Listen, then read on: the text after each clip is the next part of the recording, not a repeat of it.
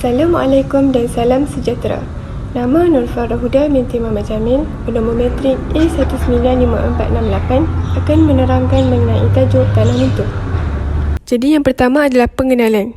Tanah runtuh merupakan kejadian geologi yang termasuk sebahagian besar pergerakan tanah seperti batuan jatuh, kegagalan cerun dan aliran sampah cetek.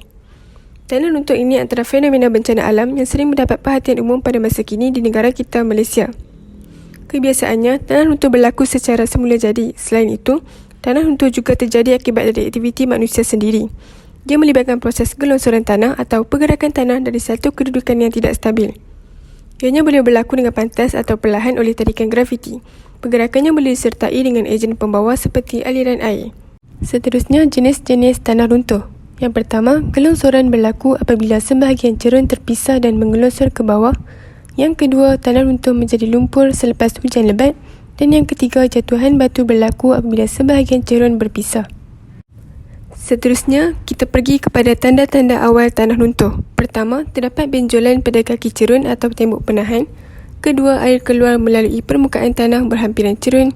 Ketiga, pagar dinding, tiang atau pokok condong atau beralih. Keempat, terdapat rekahan pada tanah atau asas rumah atau bangunan.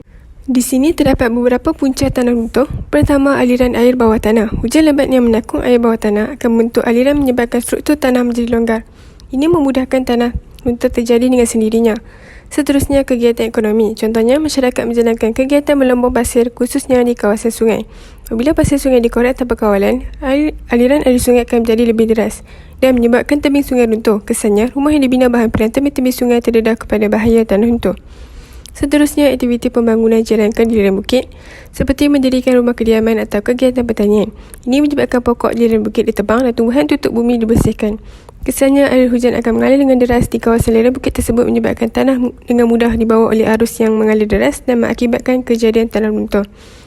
Seterusnya, gempa bumi. Walaupun Malaysia tidak mengalami kejadian gempa bumi, negara jiran seperti Indonesia telah mendapat akibatnya. Gempa bumi akan mengakibatkan gegaran di bumi, menyebabkan struktur bumi menjadi lemah. Dan dalam masa yang singkat menyebabkan tanah runtuh berlaku. Akhir sekali, pokok hutan ditebang dengan tidak terkawal. Jadi, kesan daripada kejadian tanah runtuh menyebabkan kerosakan infrastruktur. Ia boleh membawa kepada kerosakan harta benda akibat daripada daya aliran tanah maupun lumpur. Contohnya, kemusnahan sesebuah bangunan dan juga penempatan dan kerosakan jalan raya. Selain itu, kemerosotan ekonomi negara. Tanah runtuh yang menyebabkan kerosakan harta benda membawa kerugian kepada ekonomi sesebuah negara. Ini memerlukan kos yang banyak untuk membaik pulih semula kawasan yang telah mengalami tanah runtuh. Seterusnya, kehilangan nyawa merupakan satu kesan berbahaya apabila berlakunya sesebuah tanah runtuh dan ianya sukar dielakkan. Banyak nyawa akan terkorban apabila berlakunya tanah runtuh. Akhir sekali, perubahan lanskap permukaan bumi.